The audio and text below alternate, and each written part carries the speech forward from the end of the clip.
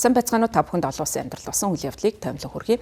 Америкийн нэгдсэн улсын ерөнхийлөгч Европын 8 улсад татвар ногдуулгаанд нэмэгдсэн байна. За түүний ийхүү татвар ногдуулсан шалтгаан нь Дани улс болон Гренланд арлыг дэмжсэнтэй холбоотойгоор ийм татвар ногдуулах болсноо мэдэгдэж байгаа юм. За Америкийн нэгдсэн улсын ерөнхийлөгч Дональд Трампын хувьд Данийн автономид өөртөө засах мужи болох Гренландыг нэгтгэх тухай ярьж байсан. За үүнийг нь эсэргүүцэж байгаа. Эдгээр Европын 8 улсад татвар ногдуулах ийм шийдвэрт хүрсэн гэдгээ мэдэгдсэн байна. За Трамп бямб гарагт нийгмийн сүлжээний хэрэгслэр мэддэхдээ Европын 8 улс Америкийн нэгдсэн улсад одоо илгээсэн нийлүүлсэн бороонд 2 дугаар сарын 1-ний өдрөөс эхлээд 10% татвар ногдуулан за үүнд Дани, Норвеги, Швед, Франц, Герман, Их Британд, Нидерланд, Финлянд улсууд багтаж байгаа юм. За мөн тэрээр цааш нь хэлэхдээ 6 дугаар сарын 1-нд уг тарифыг 25% болгож нэмэгдүүлнэ гэж нэмж хэлсэн байна. За ажиглагчдын үзэж байгаагаар энэхүү тарифын хэмжээ нь одоогор хүчин төгөлдөр байгаа тэднийгээр улсуудад ногдуулсан тарифаас гадна нэмэлт тариф болгож нэмэгдүүлж одоо ногдуулахар болж байгаа юм байна. За Америкийн нэгдсэн улсын ерөнхийлөгч Дональд Трамп хэлэхдээ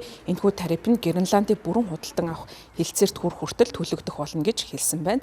За энэ арга хэмжээг авах болсон шалтгаанаа тайлбарлахдаа Америкийн нэгдсэн улсын ерөнхийлөгч эдгээр 5 улс тодорхойгүй зорилгоор Гренландд очсон. За энэ бол манай гарагийн аюулгүй байдал хамгаалалт оршин тогтнолд маш аюултай нөхцөл байдал гэж хэлсэн байна.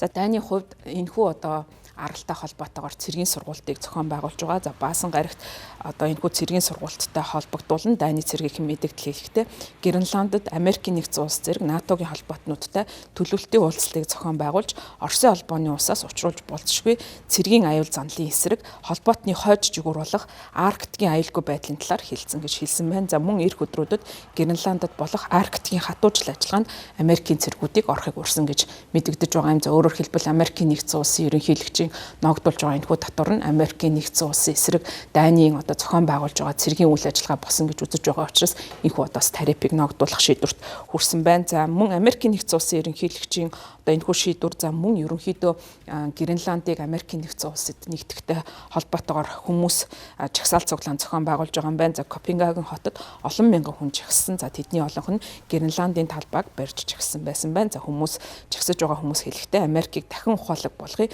гараа дат гэх мэт уриалгазан барьсан байж харагдсан байна. Америкийн нэгдсэн улсын ерөнхийлөгчийн ногдуулж байгаа тарифтай холбогдуулан Данийн гадаад хэргийн сайд Ларс Локе Расмуссен гаргасан мэдээлэлтэй Трампын мэдээлэл нь гинтийн хэрэг гэж мэдэгдсэн байна. За Гренланд арал дээр болж байгаа цэргийн сургуулийн талаар тэрээр хэлэхдээ ерөнхийлөгчийн дурдсан Гренландд цэргийн хүчээ нэмэгдүүлэх зорилго нь Арктикийн аюулгүй байдлыг сайжруулах явдал юм.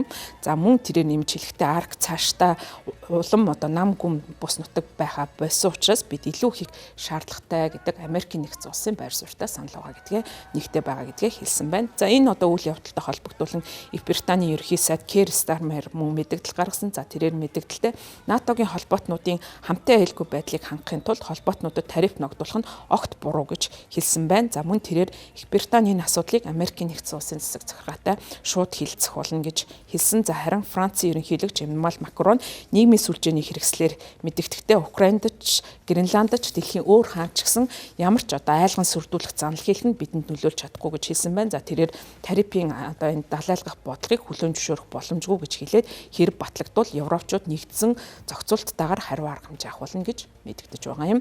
За Европын комиссийн ерөнхийлөгч Урсула фон дер Лайен болон Европын зөвлөлийн ерөнхийлөгч Антонио Коста нар хамтарсан мэдээлэл гаргасан. За тэд хэлэхдээ тариф ногдуулах нь Европ болон Америкийн нэгдсэн улсын хоорондын харилцааг улам бүр доройтуулах болно гэж мэдэгдсэн. За тэд мөн хэлэхдээ Европ эв нэгдэлтэй зохицуултай тусгаар тогтнолоо хамгаалах үүрэг хүлээсэн хэвээр байх болно гэж хэлсэн.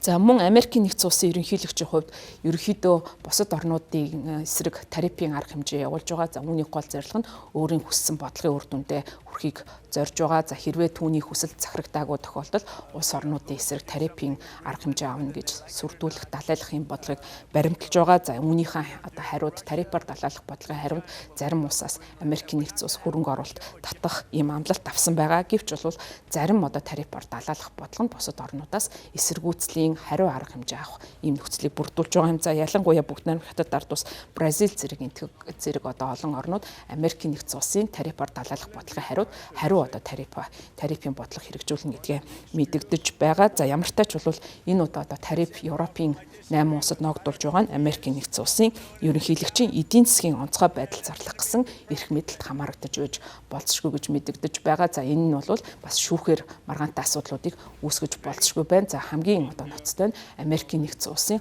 холбоотон түншүүдийн хооронд ан цав үүсгэх ийм нөхцөл байдлыг үүсгэж байгаа юм. За Америкийн нэгдсэн улсын гадаад бодлогын үзэл баримтлалд болон одоо үндэсний аюулгүй байдлын үзэл баримтлал гол одоо жанжин шугам болдог зүйл нь Америкийн нэгдсэн улс холбоотнуудтайгаа хамт байхдаа дэлхийд даяар илүү хүчтэй бодлого явуулах боломжтой гэж үе үеийн засаг захиргаа үзэж байсан бол энэхүү Трампын засаг захиргааны үеэр хэрэгжүүлж байгаа бодлого нь илүү холбоотон түншүүдийн хооронд одоо зөрчлийг хурцдах шинжтэй байгаа нь цаашдаа Америкийн нэгдсэн улсын дэлхийд даярах ноёрхол хамгаалалт тодорхой нөлөөллийг үзүүлж бодсошгүй гэж ажиглагчид харж байгаамаа.